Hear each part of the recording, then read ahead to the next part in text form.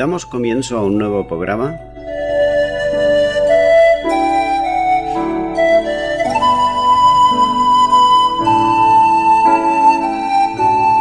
Servidores de Dios. Quien te habla es Manuel Cornejo.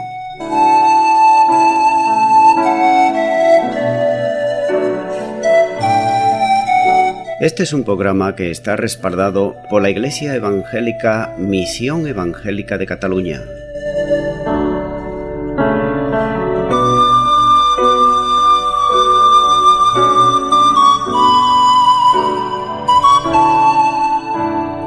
Estamos situados en la ciudad de Sabadell, en la avenida Matadepera número 239.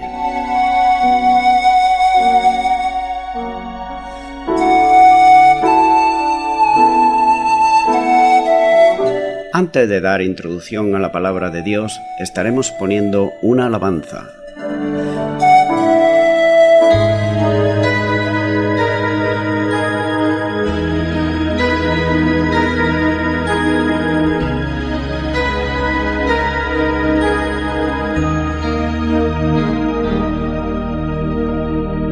¿Cuántas veces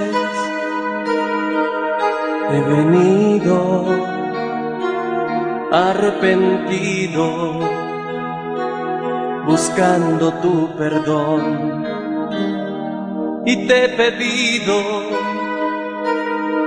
que me hagas limpio, que purifiques mi corazón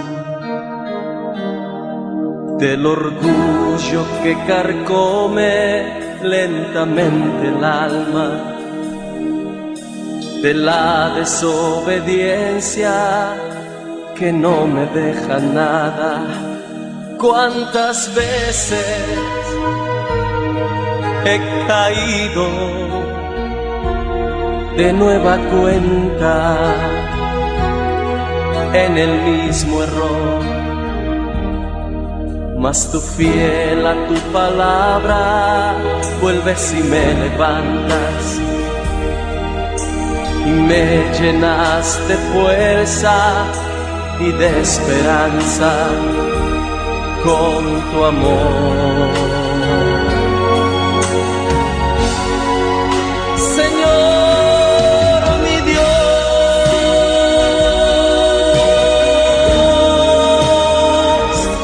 escúchame. Obra en mí un trasplante,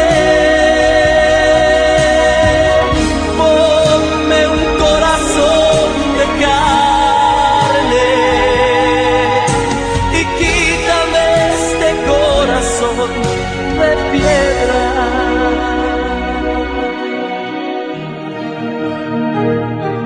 ¿Cuántas veces he venido ante tu presencia pidiéndote perdón y te he pedido con tanta clemencia que purifiques mi corazón de la envidia, del egoísmo hacia el hermano,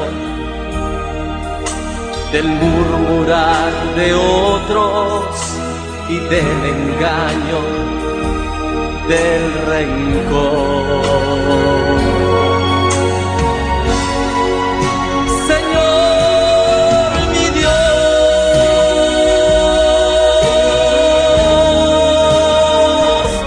escúchame. Obra en mí un trasplante, ponme un corazón de carne y quítame este corazón de piedra.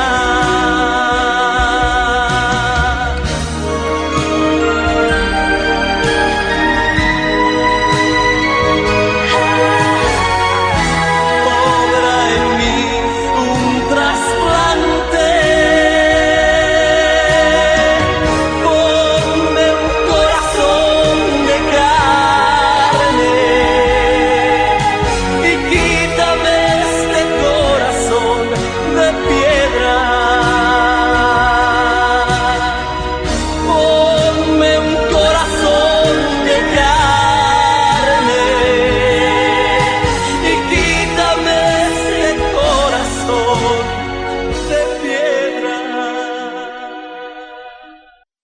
Bienvenido al programa Servidores de Dios. En el día de hoy estaré compartiendo la palabra de Dios en Romanos capítulo 11 versículo 19 y 20, donde dice la palabra: Pues la rama dirá, ¿fueron desgajadas para que yo fuese injertado?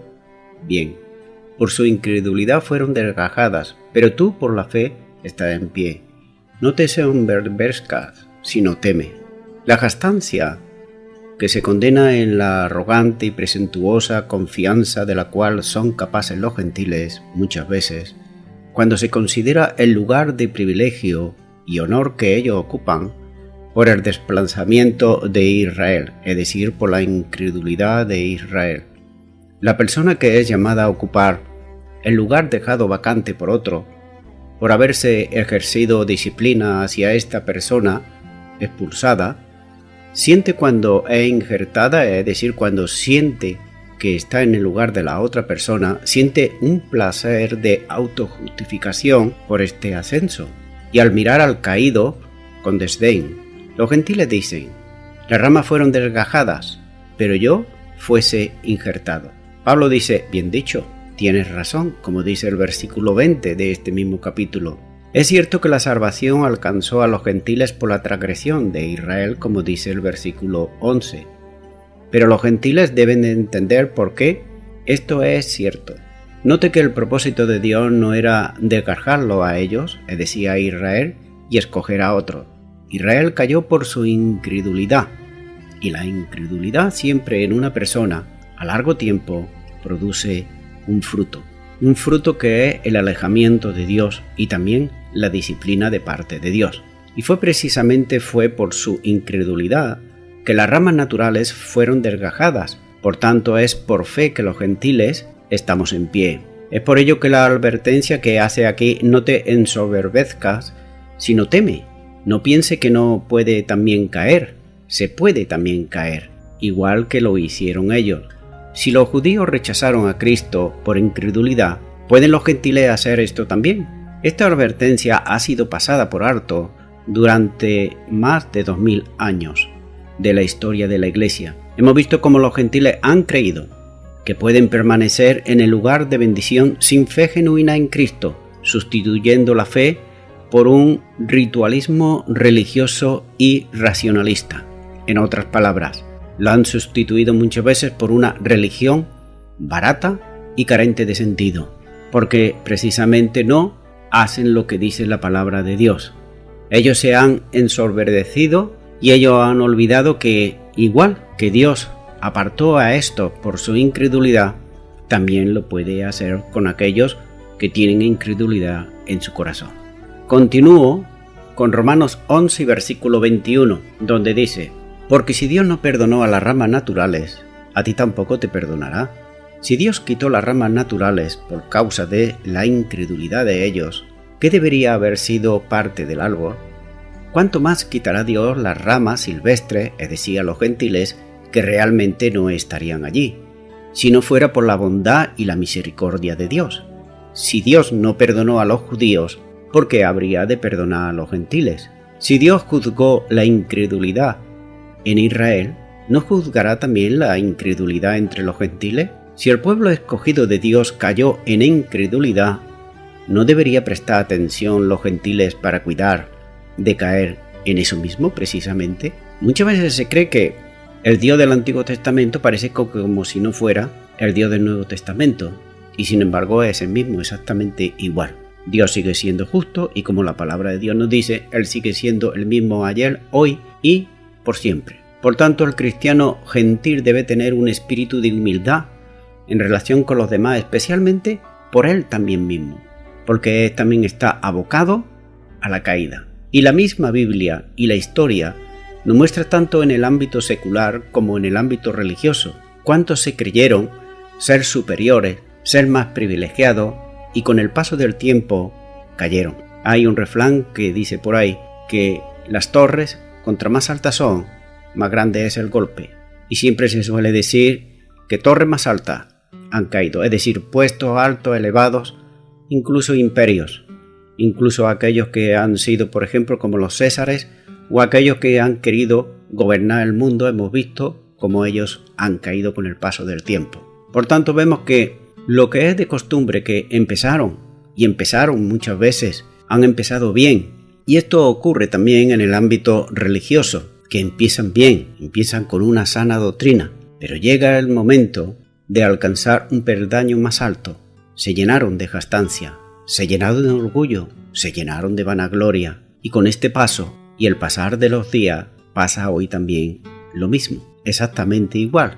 Todos empiezan bien, pero aquí la cosa no es cómo se empieza, sino cómo se acaba. Por tanto, dice 1 Corintios 10:12, así que el que empiece está firme, mire que no caiga. Por tanto, como he dicho antes, tanto en el ámbito secular, hemos visto como gobiernos, como líderes, como empresas poderosas han caído. Y también ha ocurrido en el ámbito religioso, como líderes, como obispos, como pastores, como personas que han estado ahí arriba, pero luego han tenido un desliz, luego han caído y ya no han vuelto a subir más. Nótese que Pablo está hablando aquí a un grupo de personas y no tanto a individuos. Por tanto, si Dios no perdonó las ramas naturales, es decir, a quienes son su propio pueblo escogido por Él, precisamente, y además de la descendencia de Abraham, a quienes fueron dadas la adopción, la gloria, el pacto, la promulgación de la ley y el culto y las promesas. Porque si Dios no perdonó a las ramas naturales, sigue diciendo este versículo, está en pasado, para que nos sirva a todos como advertencia. Dice, a ti tampoco te perdonará. Nótese que aquí está en presente. Por tanto, es para que no nos jactemos. Hay quienes piensan erróneamente que por permanecer a un cierto grupo religioso determinadas características que suelen tener, especialmente en lo que se refiere a la apariencia ortodoxa, en cuanto a norma, liturgia, en cuanto a doctrinas propias, en cuanto a su propia teología, su manera de vestir, y todo ello va envuelto de una apariencia, solamente apariencia y nada más que apariencia para el exterior. Sin embargo, muchas veces esas personas, si miráramos en el ámbito familiar, pues veríamos que no son tales o dejan mucho que desear. Sin embargo, afortunadamente también hay personas que son tanto en el ámbito familiar como fuera del ámbito familiar, tanto en el trabajo como en casa, tanto en casa como en la calle, en todo lugar. Pero también es cierto que también hay una gran mayoría que tienen apariencia, solamente apariencia. Los tales que actúan de esta manera se están equivocando de plano. Muchas iglesias que muestran ser ortodoxas en sus maneras, sin embargo, están en las vías de extinción por haber convertido ellos la comunión con Dios en una liturgia, en una religión, en un oficio. Y vemos que tienen unas costumbres y unas costumbres añejas, caducas, que hacen a las personas quedadas endormecidas, en vez de dejarse llevar por el Espíritu Santo y que sea Él verdaderamente el que dirija las reuniones y el que dirija sobre todo sus vidas y sus corazones. Dios no tiene en cuenta la religión del hombre, sino la obediencia a su voluntad, que es muy distinto, ya que la obediencia a su voluntad conduce a la comunión personal con Él íntima. Continúo con el versículo 22 de Romanos capítulo 11, donde dice: mira pues la bondad y la severidad de Dios, la severidad ciertamente para con los que cayeron, pero la bondad para contigo. Si permanece en esa bondad, pues de otra manera tú también serás cortado. Dice la palabra mira. Es un llamado de atención, tanto a los cristianos gentiles como a los cristianos judíos. Es muy importante que prestemos atención, ya que en este versículo habla de dos perfecciones de Dios, y una de ellas es la bondad y otra de ellas es la severidad. Aunque las personas normalmente siempre son tendenciosos a fijarse más que nada en la bondad antes de la severidad.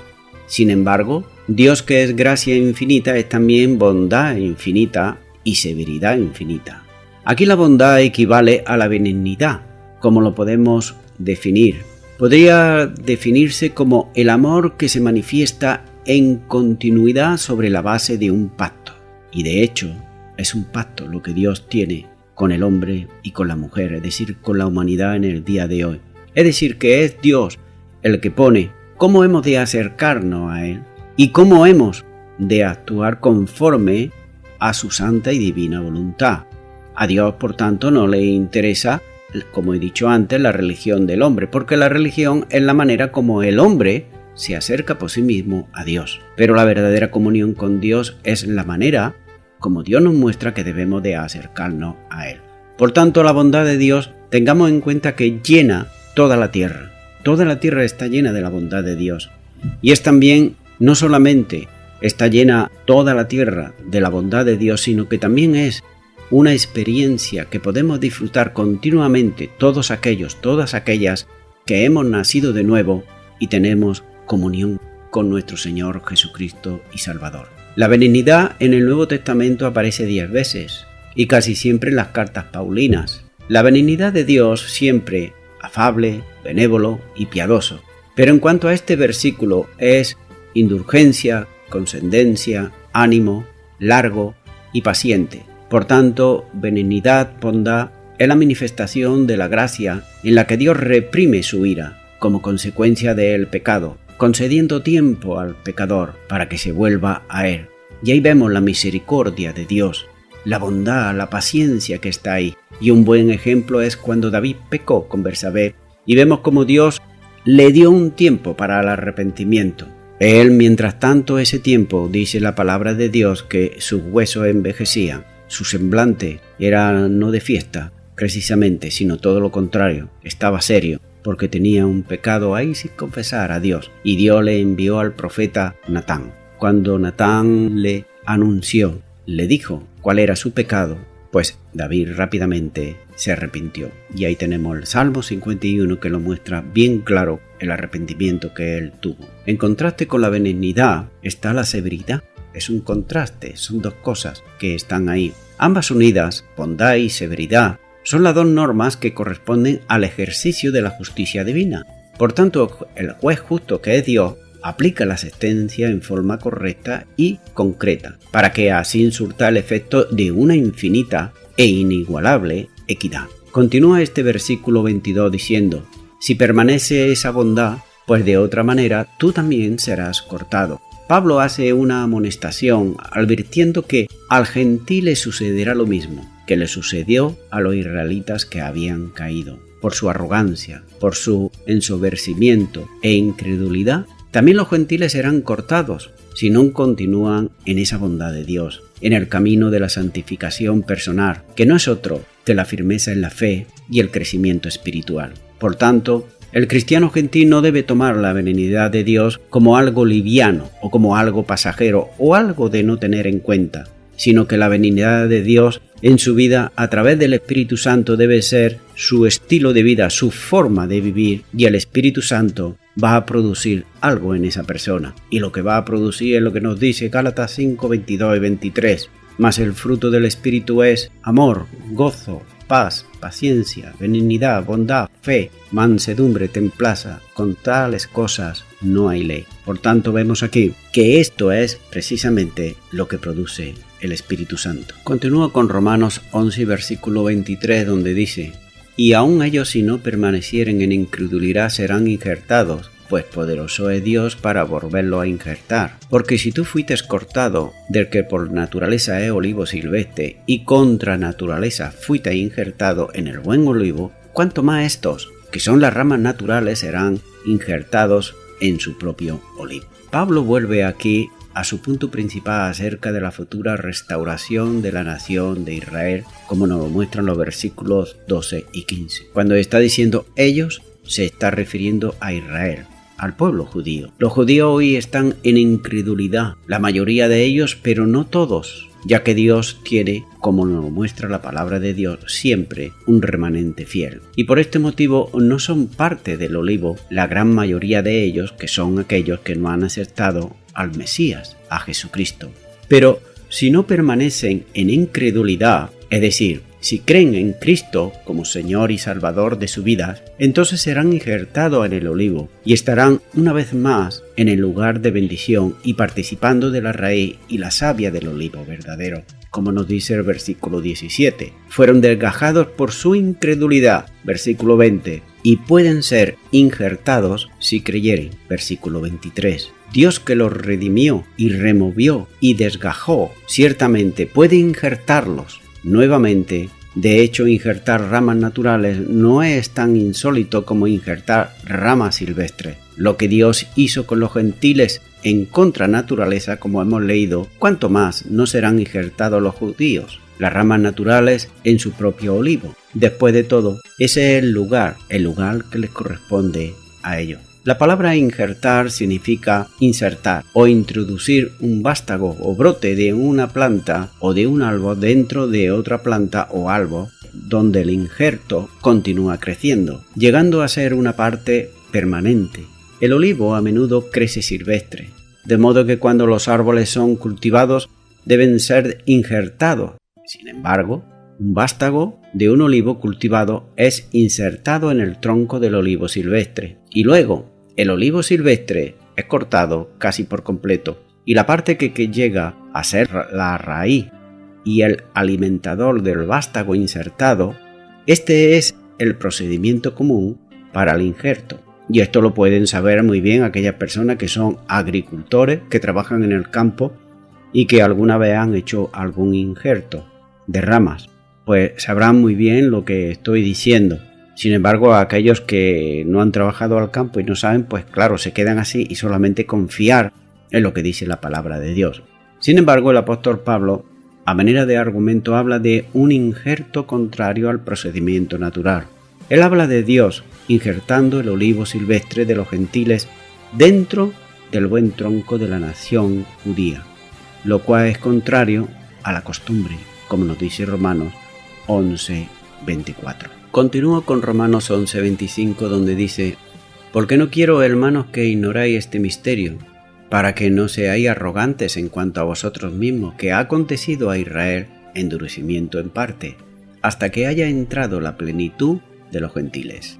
Pablo no quería que los creyentes romanos fuesen ignorantes en cuanto al misterio de endurecimiento de parte de Israel durante la presente edad, es decir, durante este tiempo en el cual estamos.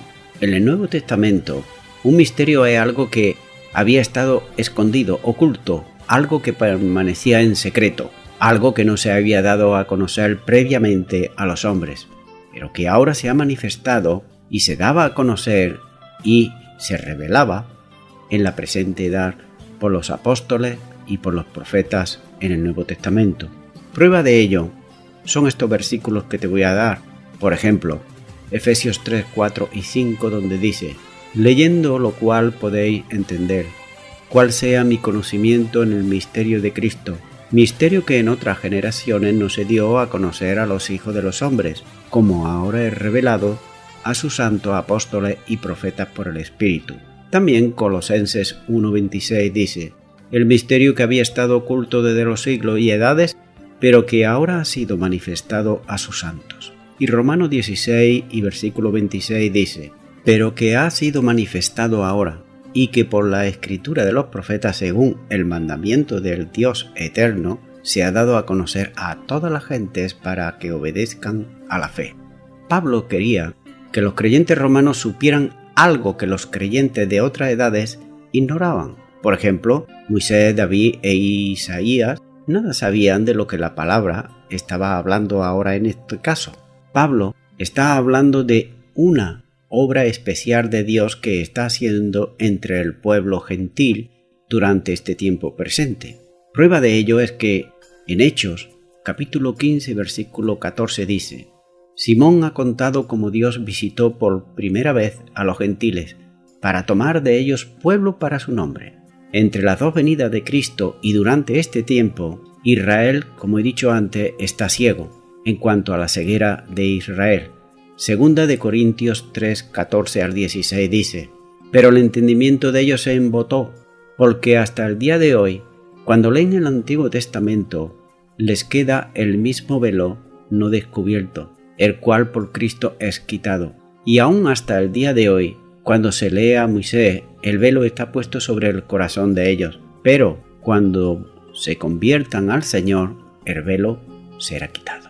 Por tanto, vemos que la ceguera puede ser quitada hoy de un judío individual cuando se vuelve a Jesucristo y se vuelve como Señor y Salvador. La ceguera será quitada de la nación en la segunda venida del Señor, cuando la nación se vuelva al Señor, como dice 2 de Corintios 3:16, Pablo no quería que los gentiles se hincharan de orgullo, se inflaran, puesto que sigue diciendo en el versículo 25, para que no seáis arrogantes en cuanto a vosotros mismos. Y para prevenir esto, los creyentes gentiles necesitaban entender y conocer, repito, entender y conocer el programa presente y futuro de Dios para Israel, para que no caigan en falsas enseñanzas como los falsos testigos de Jehová. Pablo resalta dos cosas en cuanto al endurecimiento de Israel. Uno de ellos es su endurecimiento espacial, es decir, no es total, sino parcial. Aunque hoy la mayoría de los judíos están ciegos, no todos los judíos lo están, porque hay un remanente. Hay algunos judíos que pueden ver muy bien, porque han recibido a Cristo como su Mesías, como su Señor y su Salvador. En segundo lugar dice, su endurecimiento es temporal, no es permanente. Durará hasta que haya entrada la plenitud de los gentiles, dice el versículo 25. La restauración de Israel, versículo 12, tendrá lugar después de que haya entrado la plenitud de los gentiles. En algún momento en el futuro, un momento solo conocido por Dios y solamente por Dios, habrá entrado el número total de gentiles, es decir, todo aquello a quienes Dios tenía el propósito de incluir en su iglesia. Serán salvos y habrán entrado. Sin embargo, sabemos que cuando Dios anuncia su evangelio, el evangelio no es para unos cuantos, sino que el evangelio es para todas las almas, porque la voluntad del Señor es que todas las almas sean salvas, no solamente unos cuantos. Pero bien sabemos, y la prueba lo tenemos ahí en el pueblo de Israel, que no todas las personas aceptan el evangelio de nuestro Señor Jesucristo, solamente unos cuantos. Por tanto, hay un número en el cual Dios lo tiene en su corazón, Él sabe cuál es, hasta que no se cumpla, pues no llegará, como dice aquí la palabra de Dios. Por tanto, no hay que confundir la plenitud de los gentiles de Romanos 11:25 con los tiempos de los gentiles de Lucas 21:24, porque esto se suele confundir muchas veces. Sin embargo, vemos en primer lugar que la plenitud de los gentiles implica la relación de los gentiles con la iglesia en esta edad presente. Dios está añadiendo cada día a su iglesia los que han de ser salvos, como dice Hechos 2:47. Empezó ahí el Espíritu Santo ahí añadiendo aquellos que habrían de ser salvos, y continúa también en el día de hoy.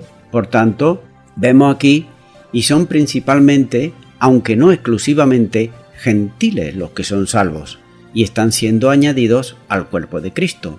Cuando haya entrado el número total de gentiles, entonces tendrá lugar lo que la palabra de Dios llama el rapto de la iglesia o el traslado de la iglesia, del cuerpo de Cristo, que estará completo. Por tanto, en ese tiempo de gracia que Dios concede a los gentiles, en esta dispensación, habrá el cumplimiento del número de los redimidos de la iglesia de Cristo. Este hecho traerá como consecuencia lo que se conoce como el rapto o como el traslado de la iglesia. Y esto no es una invención de hombre, sino que esto está en la palabra de Dios en 1 de Tesalonicenses 4, 16, 17, donde Pablo está diciendo, porque el Señor mismo con voz de mando, con voz de arcángel y con trompeta de Dios descenderá del cielo, y los muertos en Cristo resucitarán primero. Luego nosotros, los que vivimos, los que hayamos quedado, seremos arrebatados juntamente con ellos en las nubes para recibir al Señor en el aire, y así estaremos siempre con el Señor. A partir de ese mismo momento, precisamente, Dios comenzará de nuevo a tratar con Israel, de un modo especial, en un tiempo breve de 7 años, conforme a la profecía de Daniel, donde dice en Daniel 9:27, estamos en el Antiguo Testamento ahora, y notamos aquí que la profecía ya fue dada siglos antes. Dice, y por otra semana confirmará el pacto con muchos.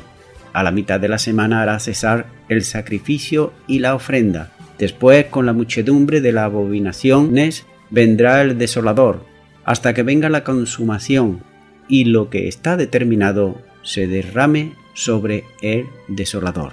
Se conoce como el tiempo de la gran tribulación, lo que está diciendo aquí Daniel, 9:27 y lo que el mismo Dios va a estar haciendo después del rapto de la Iglesia con su pueblo. Por tanto, vemos que aquí es un tiempo de 7 años previo a la segunda venida del Señor Jesucristo a la tierra. Nótese que estoy diciendo a la tierra, pero cuando venga el Señor a por su Iglesia, no vendrá a la tierra, sino que lo recibiremos al Señor en el aire. Pero esta segunda venida, 7 años después. En segundo lugar, nos habla de los tiempos de los gentiles, y aquí implica la relación de los gentiles con la nación de Israel. Tal como dice Lucas 21:24, Jerusalén será hollada por los gentiles hasta que los tiempos de los gentiles se cumplan.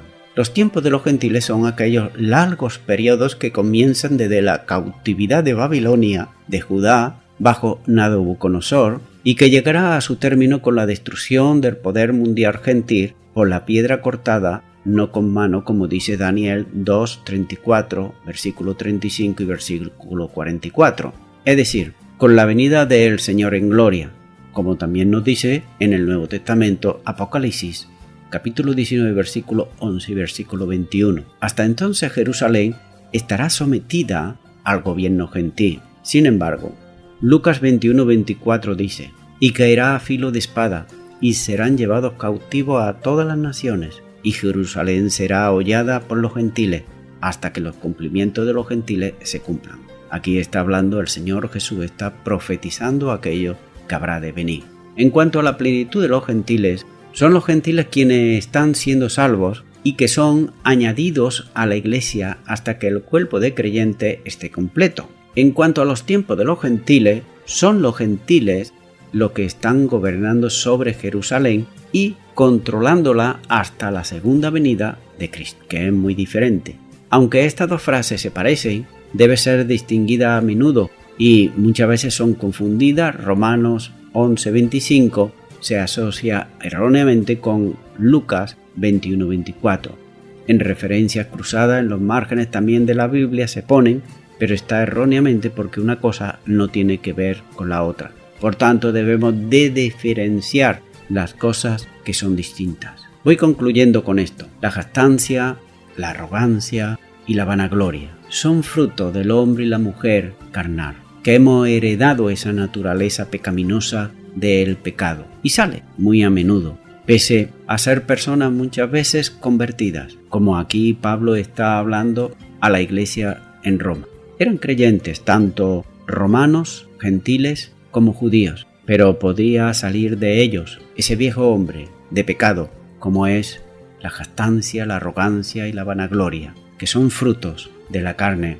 Y vemos aquí, y recuerdo que Pablo estaba hablando tanto a gentiles como a judíos, y esto nos enseña a nosotros que no debe solamente bastarnos con decir soy cristiano, sino hay que poner en práctica lo que Dios nos ha dado ya. Que es lo que Dios nos ha dado, su bondad, su benignidad. Qué lamentable es y qué poquísima sabiduría se tiene muchas veces a aquellos que se dicen cristianos y menosprecian a otros, debido a que su religión es más grande, más poderosa, debido a que su denominación es la verdadera, la otra no es verdadera, debido a que las otras no. Vemos cómo se hace una exclusividad, cómo se hace una diferencia, cuando Dios no hace acepción de personas, y Dios siempre está mirando el corazón del hombre y ve muy bien lo que hay en cada uno de nosotros. Mi amigo, mi amiga que me está escuchando, los hombres y las mujeres solemos fallar muchas veces y lo hacemos bastantes veces. Y lo hacemos porque no tenemos todos los datos que podemos hacer para tener éxito. Solemos muchas veces juzgar por las apariencias. Solemos muchas veces decir cosas sin tener, como he dicho antes, pues todos los datos concretos, y por eso fallamos muchas veces. Solimos decir cosas para que otra persona se incomode y así podamos saber o podemos entender, sin darnos cuenta que muchas veces estamos dañando a personas, seres humanos, a la semejanza de Dios igual que nosotros. Sin embargo, Dios, que tiene todos los datos del pasado, del presente y del futuro, ya que Él es omnisciente y todopoderoso, muestra de ello es que todas las profecías de la Biblia se cumplieron. Todas menos una. ¿Cuál es? El rapto o el traslado de la Iglesia de Cristo. Ahora bien, ¿cuál es la Iglesia de Cristo? Son aquellas personas que recibieron a Jesucristo como Señor y Salvador de sus vidas y experimentaron en sus vidas lo que la Biblia llama el nuevo nacimiento. Por tanto, la Iglesia no son los protestantes, no son los evangélicos, no son los católicos, no son los testigos, no son los mormones, no es ninguna secta, sino es que todo aquel que tiene al Hijo de Dios en su corazón tiene la vida, pero al que no tiene al Hijo de Dios no tiene la vida. Esto es lo que nos muestra a nosotros la palabra de Dios.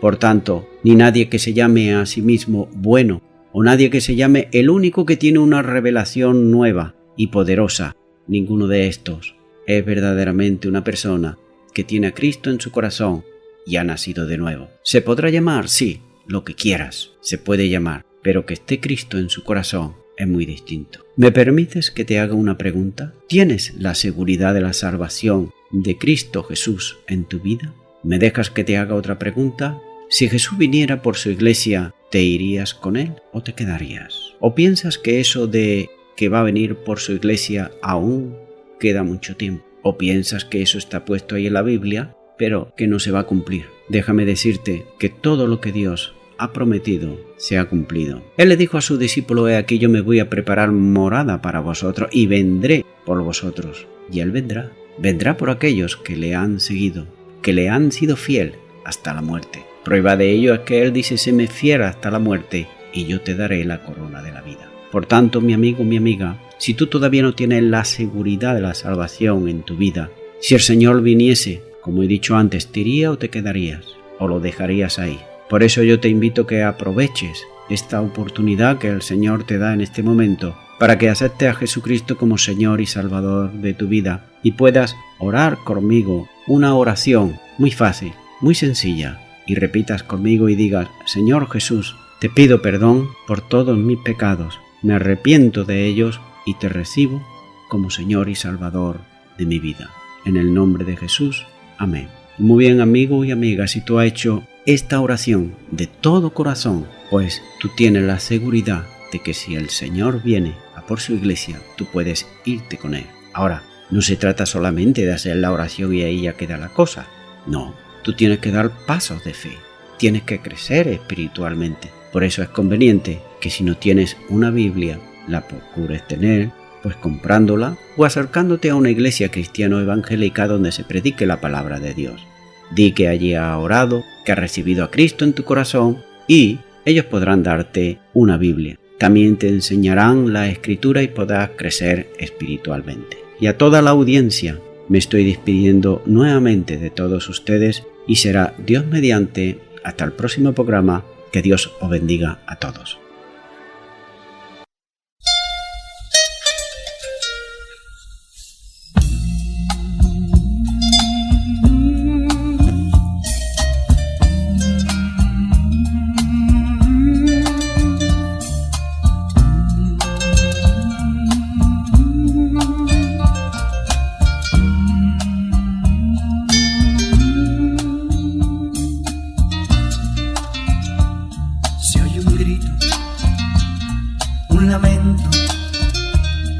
Sollozo.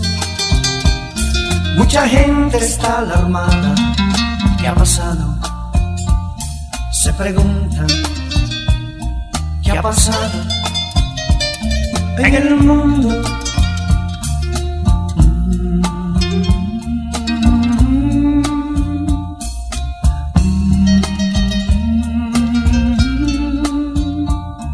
Una joven va gritando: mamá.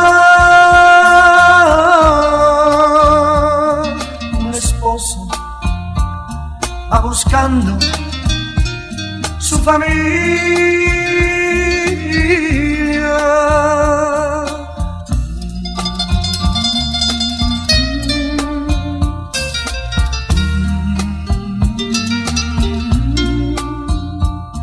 Unos dicen que una nave mucha gente se llevó, pero escuchen, a lo lejos alguien grita,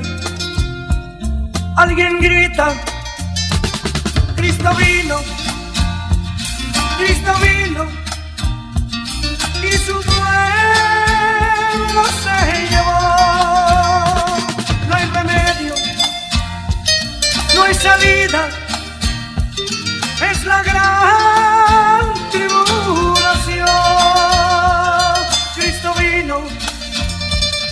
Cristo vino y su pueblo se llevó. No hay remedio, no hay salida, es la gran tribulación.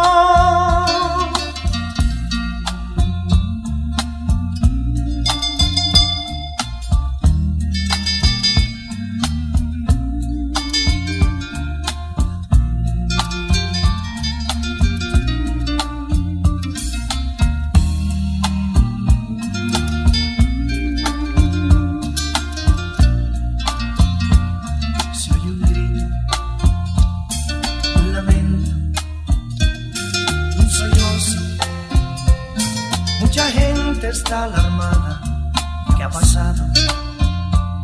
Se pregunta, ¿qué ha pasado en el mundo?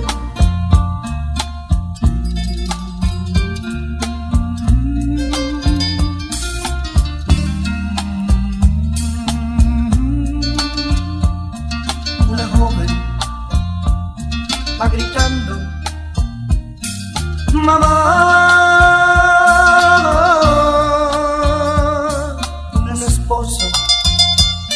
Va buscando su familia.